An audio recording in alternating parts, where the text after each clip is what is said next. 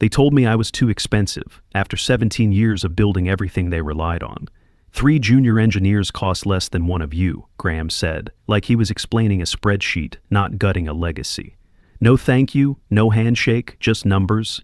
That's what I had been reduced to, a liability on a ledger. My name is Miles Greer, 54 years old, and for nearly 2 decades I was the backbone of Redmont Living's entire technology infrastructure. I didn't just manage the systems, I designed them, coded them, protected them. I made sure every rent payment process, every maintenance request got logged, every building's access control worked without a hitch. It wasn't glamorous, but it was bulletproof. And now, they were firing the guy who knew how all of it fit together, because they thought Google Docs and fresh diplomas could replace institutional memory. The meeting was quick. Graham Morgan, the new CTO, came in 6 months ago with buzzwords and confidence. Agile refactor, cloud migration, legacy phase-out. I knew from day one he was looking for someone to cut, and I was top of the list. He didn't understand the systems, didn't want to, just wanted clean narratives and pretty dashboards. Diane from HR sat beside him, sliding a peace offering across the table like it was a 2-month salary, accrued vacation, and we'd appreciate your help with the transition. I didn't even open the folder, I just looked at Graham and said, "Do you think they can run it without me?" He blinked. "That's not what this is about." I stood up, picked up my mug, my photos, my cactus. "It is. You just don't realize it yet." Back at my desk, no one met my eyes. The younger team members I mentored, trained from scratch, looked down at their keyboards like I'd died. I nodded at a few of them, grabbed my box, and walked out. In the garage, I sat in my truck for a minute, hands on the wheel. I didn't feel angry, not exactly. I felt calm, like a fuse had been lit, and I already knew when it would reach the charge. That evening, on my porch overlooking Lake Michigan, bourbon in hand, my wife Julia asked quietly, "So what now?"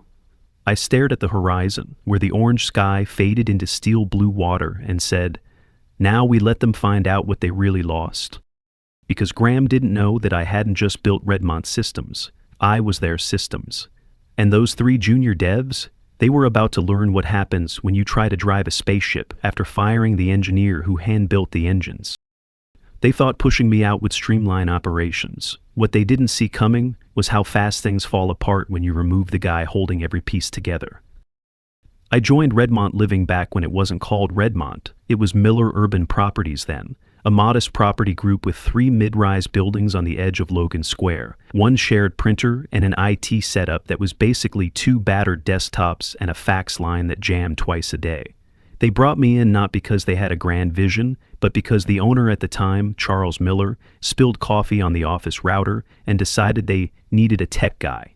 I was that guy. At the time, I had just wrapped up a brutal consulting stint in Detroit, building a disaster recovery system for a healthcare nonprofit that nearly burned me out. I told myself I'd take the Redmont job for a year, just to breathe, catch my footing. 17 years later, I was still there. Not because I had to be, because I made it mine.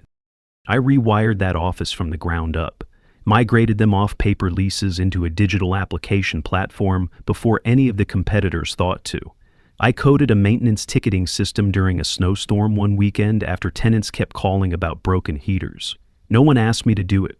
I just saw the problem and fixed it. And when the company started to expand, first to the West Loop, then out to Evanston, then out to Indianapolis, I built a system that grew with them. Modular, secure, scalable, not flashy, not off the shelf. Purpose-built. Every new feature was a piece of the puzzle I'd already anticipated. Charles used to say, "Miles, you're like the steel beams in this building. No one sees you, but without you the place folds." When he retired and sold the company to a PE firm 5 years ago, they rebranded everything. Miller Urban became Redmont Living. New logo, new management, new slogans about innovation, but behind it all, same system, same skeleton, mine. I proposed a documentation team twice, once during the second merger, once again during the onboarding of new regional managers. Both times I was told it wasn't cost efficient. I offered to train people myself, create process guides, legacy code maps. They told me they'd circle back. They never did. And I started to see the writing on the wall. Young consultants began appearing in meetings, nodding at slides they didn't understand. Graham showed up not long after, bringing with him a flurry of buzzwords and a team of 20-somethings with shiny resumes and zero real-world deployment experience. They walked into my server room like it was a museum.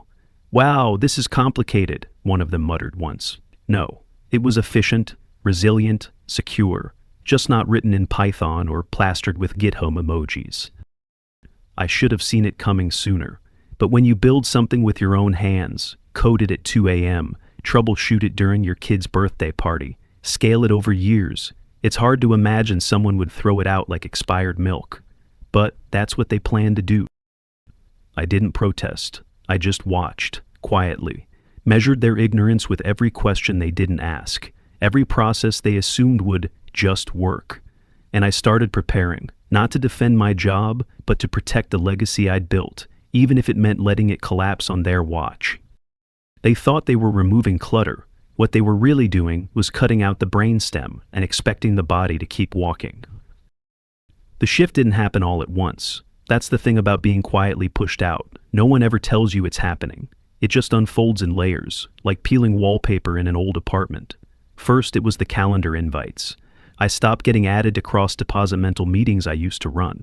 Then came the emails, conversations about infrastructure upgrades, third-party integrations, vendor proposals, threaded. Graham would smile and wave in the hallway, but his team of juniors were already rewriting my playbook with pens they didn't know how to hold. I remember sitting in one of the last meetings I was invited to, a tech planning session for Q2. I'd spent 2 days preparing a detailed migration roadmap to stabilize our server clusters before the summer lease rush. Graham skimmed through it like it was a takeout menu and said, "Interesting, but we're thinking more vendor-based solutions. Something modern." Modern. It was the polite way of calling me outdated. Back home, over dinner, Julia saw it in my face before I could say a word. "They're edging you out," she said softly. "You need to start preparing." She was right. I just didn't know how right until a week later, when I discovered that my admin credentials had been quietly restricted. Not completely, just enough. One day, I couldn't access the production change logs without submitting a request. Then they revoked my database shell access for security. They blamed new compliance guidelines. I didn't argue, I just started making copies. I pulled every critical config file, archived historical system backups, and exported internal documentation that only lived in my head because no one had ever cared enough to write it down. I stored it all securely, encrypted off-site. Nothing illegal, nothing proprietary beyond what I'd built as an employee and tried to document formally. It wasn't revenge, it was insurance, because if they were going to replace me, I wasn't about to leave them the blueprint for free. I also began running quiet audits, log reviews, credential change histories, system uptime trackers. Not because I didn't trust them, because I knew they didn't understand the things they were altering. They were unplugging wires without checking what was on the other end. One night, as I was working late, I noticed something in the new developers' code commits. They were implementing a third-party module to handle payment gateway integrations, without redundancy, without error trapping. It was fragile, lazy. One weekend surge and it would crumble. I screenshotted the Git logs and emailed them to myself. For reference, when I finally got the official meeting invite from HR, I wasn't surprised. I wasn't angry. I was ready, like a chess player watching a poorly calculated gambit, waiting for the exact moment to strike. And when they made their move, I didn't flinch. I just leaned back and let them believe they'd won. Because while they were so focused on cutting cost and cleaning house, I was already a few moves ahead, quietly setting the stage for the collapse they hadn't even begun to imagine. There's a kind of silence that only comes after you've been stripped of something you gave your whole self to. Not the angry silence, not the panicked one, but the hollow kind, like walking through the halls of a building you helped construct, only to find the lights off and the furniture gone. That's what the morning after felt like. Quiet, but not peaceful. I woke up at 7:30 out of habit, brewed my coffee like any other Monday, and sat on the back deck of our home in Hyde Park, staring out over the cold ripple of Lake Michigan. No morning syncs, no backlog tickets, no pings from interns asking why the servers were throwing 502. Just me, the cold ceramic mug in my hand, and the sound of gulls. At 10:14 a.m., my phone buzzed. It was Graham Morgan. I watched it vibrate on the patio table like it was trying to crawl away from what was coming. I didn't answer. I already knew what the voicemail would say. And sure enough, 60 seconds later, "Miles, it's Graham, just a minor hiccup with the tenant portal. The team's working on it, but could use some of your insights. Just a quick consult. No pressure." I didn't even listen to the full message, just deleted it and went back to sipping my coffee. By noon, I had 3 more missed calls, one from Graham again, one from Diane in HR, and one that surprised me, Justin Miller, Charles Miller's son and the last trace of the old guard on Redmont's board. He sounded almost sheepish in his message. "Miles, heard the news, would appreciate a quick chat. You've always had my respect." I didn't call back. Instead, I opened up my resume, something I hadn't touched in nearly a decade. Trying to condense 17 years of irreplaceable back-end wizardry into bullet points felt like explaining an iceberg by describing what floats above the water. The important stuff was what no one could see. Around 3 p.m., the texts started coming in. "Alan, my old database lead, they screwed up the payment pipeline. System's buckling. Tenant tickets are stuck. Graham looks like he's gonna puke." "Rebecca from Property Ops, is it true you're gone? They're in full meltdown over here." I didn't reply. I sat beneath the oak tree in our backyard, the one Julia and I planted the year we moved in. It had taken 10 years to finally give shade. You don't rush roots. You respect the time it takes to grow something real. The next day, an email arrived from Diane. The tone was warmer. "Redmont would like to formally offer you a consulting engagement. $300, 0 cents /HR. 4-hour minimum. Remote flexible. Just a short-term arrangement to smooth the transition." At once. Then I closed the laptop. They thought they could buy back what they threw away. What they didn't understand was, this wasn't about money anymore. It was about silence, and how deafening it becomes when the only person who knew how to keep your world spinning stops answering the phone. By the 4th day, the tone of the calls changed. What began as polite check-ins morphed into veiled panic. The voicemails stacked up, each more urgent than the last. Graham's voice cracked slightly on the 5th one. "Miles, please. Systems are falling apart. We need you." Diane, ever the diplomat, followed with another email offering $500, 0 cents an hour, remote, flexible, as many or as few hours as you'd like. The flattery was thick, but the desperation was thicker. They were watching their castle sink and only just realizing the foundation was built by one man, and that man no longer worked there. What they never grasped was that the architecture I created wasn't simply software. It was a living, evolving ecosystem. I had embedded resilience into every layer: recursive logging, data vaulting, nested security keys that required sequence protocols to unlock. These weren't tricks. They were safeguards built over years of problem-solving and late-night fixes. No one ever noticed. Now they were trying to reverse engineer something they never took the time to understand. That Friday evening, just after the last embers of a pale sunset faded behind Lake Michigan, our doorbell rang. I opened it to find Graham on my porch, drenched from the wind-whipped drizzle, looking like he hadn't slept in 3 days. His shirt was untucked beneath a wrinkled blazer, and his signature smugness had been replaced with something closer to panic. "Miles," he said, voice subdued, "we need to talk. In person?" I didn't invite him in. I stepped out, closed the door behind me, and waited. "We're in full system collapse," he said, almost whispering. "The tenant portal's dead. The maintenance scheduler's producing phantom tickets. Rent receipts are duplicating and voiding simultaneously. Alan tried restoring backups and crashed the access layer. The consultants don't even know what they're looking at. They said it's too custom." His eyes searched mine, hoping to find sympathy, but all I gave him was silence. "The board will approve anything. You want a blank check? It's yours. Come back, fix it, lead the rebuild. You can write your own terms." I let the moment stretch. It should have felt satisfying, finally hearing the weight in his voice, the cracks in his armor, but it didn't.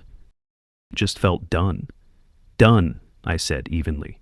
"I'm not coming back." He looked like I'd hit him. "Miles, come on. You can't let Redmont implode out of pride." "This isn't pride," I said. "It's memory. I remember what I gave, and I remember how you discarded it without a second thought." His jaw tightened and he glanced out toward the street, as if expecting some miracle to arrive behind him. "So what now?" he asked. "What will you do?" I took a breath, and for the first time since this began, I smiled. "I'll build something new. Smarter, cleaner, something you'll wish you still had access to." He didn't reply, just nodded like a man who finally saw the bill for the damage he caused, turned around, and walked back into the rain. That night I pulled up an email I'd left unanswered for 3 days, from Calvin Monroe, CTO of a rising property tech firm out of Minneapolis. Seghads simply read, "Let's talk." The reply was easy, because while they were still trying to fix what they broke, I was already laying the first brick of what comes next. 2 weeks after Graham showed up on my doorstep, I was in Minneapolis shaking hands with Calvin Monroe at the sleek open concept headquarters of Devlin Systems. The company had made waves in the industry for its modern approach to property technology. But what they lacked in experience, they made up for with vision. Calvin didn't waste time.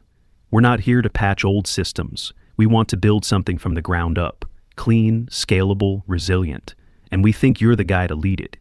We sat across from each other in a quiet conference room lined with whiteboards and architectural sketches.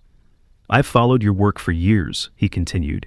"What you did at Redmont wasn't just engineering, it was legacy." I studied him carefully. He spoke like a man who valued process, not shortcuts. That alone set him apart from most of the people I'd reported to over the past decade. "I don't want to replicate Redmont," I said. "I want to build something smarter, better documented, future-shrewd against the kind of mistakes they made." Calvin leaned back and nodded. "That's exactly what I was hoping you'd say." He slid a folder across the table. "Base salary 25% higher than my final Redmont package. Full autonomy on system design and equity in the company." I accepted on the spot. That same evening back in Chicago, I received yet another call from Diane.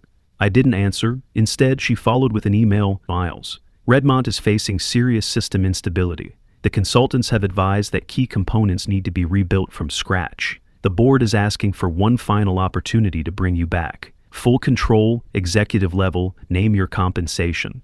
I read it twice, and then I deleted it. I didn't even feel a flicker of hesitation. That door had been closed, sealed, and bricked over. This wasn't about money. It never was. It was about being seen, being respected, being valued not just when everything was on fire, but for all the quiet years when the fire never started because I'd already built the sprinklers. Over the next month, I immersed myself in the new challenge. Calvin gave me everything I needed: a blank canvas, a team eager to learn, and the resources to do things the right way. I hired 3 senior engineers I trusted, including Alan, who had finally walked away from the chaos at Redmont. We started sketching out a system architecture that would not only scale but adapt. Modular frameworks, containerized services, full redundancy across all mission-critical systems, and for once, full documentation from day one. Meanwhile, the messages from Redmont slowed, then stopped. But I knew from Alan and from whispers across the industry that things were still deteriorating. Key clients had started pulling out. The press had picked up on billing inconsistencies. Redmont's CTO resigned quietly. Word had it, the parent investment firm was looking to offload the company before it became a headline. And then, like clockwork, I got the call from Justin Miller. "Miles, I know you're busy," he said carefully, "but we're trying to avoid a total collapse. West Point Realty is threatening to sue over lost tenant data, and Graham's gone dark. If we can't restore their access by the end of the month, they'll terminate their contract. We need help." I let the silence hang for a few beats before responding. "Justin, I've moved on. I'm not in the business of putting out fires started by people who ignored every warning." He sighed. "I understand. But if things keep going this way, Redmont won't survive the quarter." I didn't reply.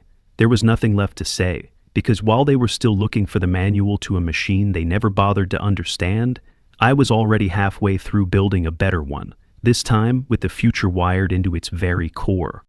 2 months into my role at Devlin Systems, I was sitting in Calvin's office overlooking the Minneapolis skyline when he set his coffee down and said, "I just got off the phone with Jeffrey Westbrook." I raised an eyebrow. Westbrook Properties was one of the largest real estate conglomerates in the Northeast and formerly Redmont's crown jewel client. "He's terminating the contract with Redmont," Calvin continued, "and wants to know if we can onboard his entire portfolio within 12 weeks. I leaned back in my chair, processing the weight of what that meant. Westbrook managed over 12,000 units, and their departure would be the final nail in Redmont's coffin. 12 weeks isn't much time, I said cautiously.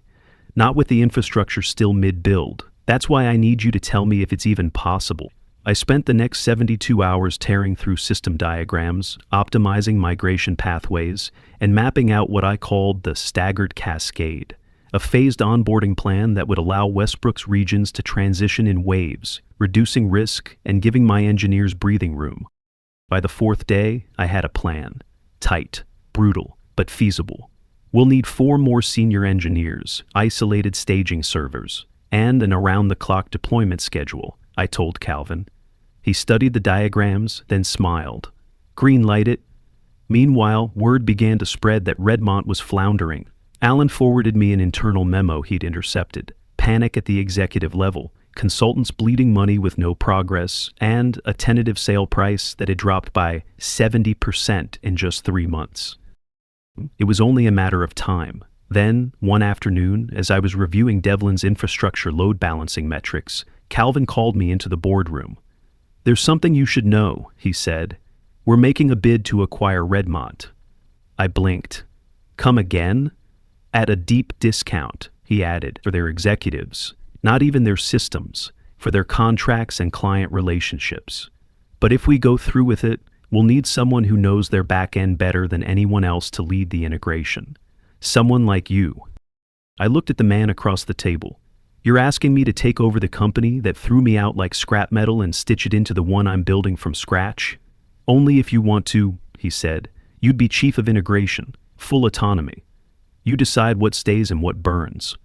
I didn't answer right away. That night I drove down to the Chicago office Redmont used to occupy. The parking lot was half empty. Their logo had faded from the front sign, but through the glass I could still see the servers I'd spec'd, the racks I'd built, the lights blinking like forgotten memories. As I stood there, watching the reflection of a company that once mattered, I realized something. This wasn't about vengeance, it was about evolution.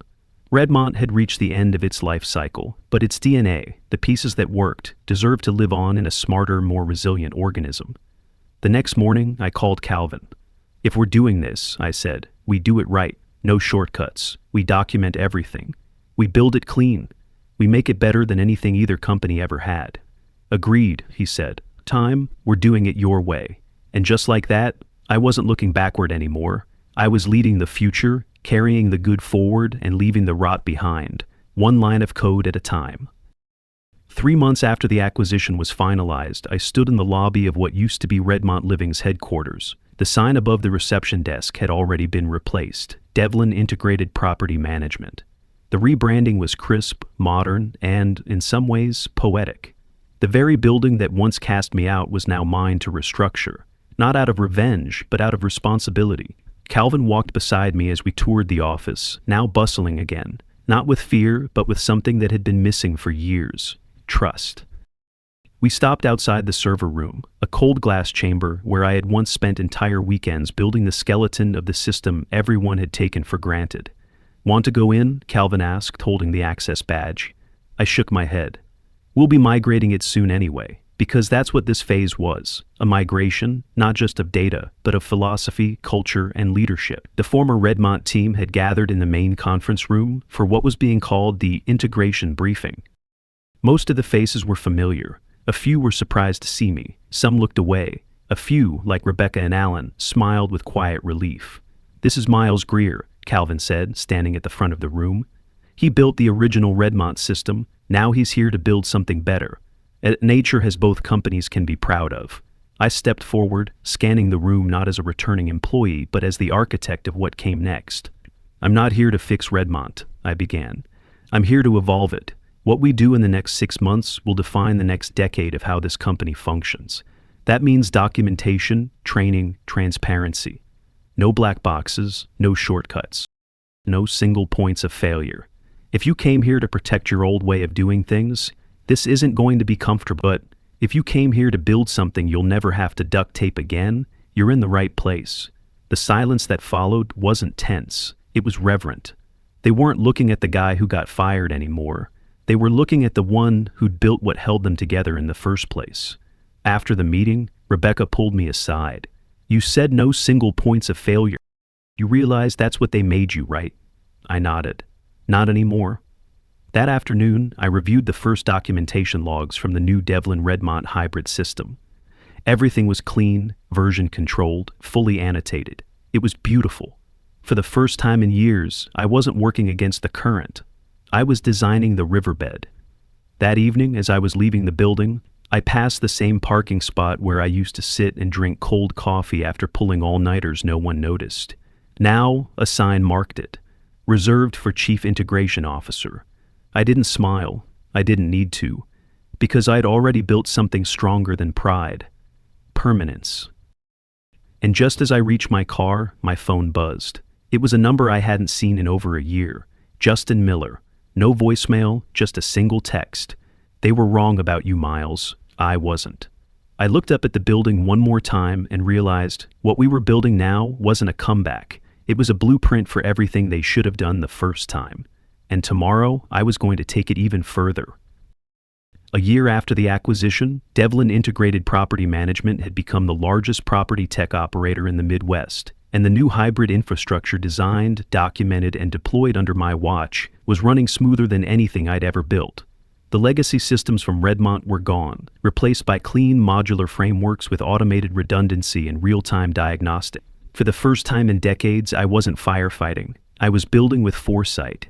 That October morning, the leaves around Lake Michigan had turned gold, rust, and deep wine red. I parked outside the Chicago satellite office, my final visit before transitioning out of my day-to-day integration role. The new systems were live. The teams were trained. The reins were being passed to engineers I had personally mentored. Alan now led platform stability. Rebecca headed user experience. People who used to follow orders were now leading departments. That's what legacy should look like. Not a name etched on a plaque, but fingerprints embedded in the way people think and solve problems long after you're gone. Calvin and I met in the corner office one last time. The board approved your final proposal, he said, handing me the signed packet. The technical education division goes live in January. You'll have full autonomy, just like you asked. I nodded. No one should have to learn system architecture the way I did, by crawling through broken pieces in the dark. He smiled. You've built more than infrastructure here, Miles. You've built... I thanked him, but I didn't say much else. Because it wasn't about praise. It was about knowing the work would outlast the noise. That afternoon, I packed up my office, not in a cardboard box, but in a leather briefcase Julia gave me on our anniversary. As I closed the door behind me, I didn't feel loss. I felt transition. Like closing a well-written chapter before turning the page with purpose. On the drive home, the lake shimmered beside me like a silent witness. The same lake I'd stared at the day I was fired, bourbon in hand, wondering what I'd do next. Only now, the question wasn't what I'd do, it was what I'd choose to build next. Back at home, Julia was on the porch, mug in hand, flannel over her shoulders. You're early, she said. Yeah, I replied, setting down my bag. Mission complete? She handed me my own mug, black coffee, no sugar, and sat beside me. You did good, she said. I took a sip and let the warmth spread through me. We watched the trees sway. The silence was the kind you earned, not the kind forced on you. I pulled out my phone and opened an old email I'd never deleted. The one from Diane offering $500, 0 cents an hour to clean up the mess. I hit archive, not out of spite, but because that chapter no longer needed to be kept open, not even as a reminder. Just as I slipped the phone into my jacket, a message popped up, this time from a young systems engineer who had joined Devlin 6 months ago. Thanks for the way you documented that security loop. I finally understand why we build things that way. I want to do it like that too. I smiled, tucked the phone away again, and leaned back into the quiet. Because in the end, the best revenge isn't loud. It's steady, it's enduring, and sometimes it's knowing that the best thing you ever built was never your system, but the people who now carry it forward.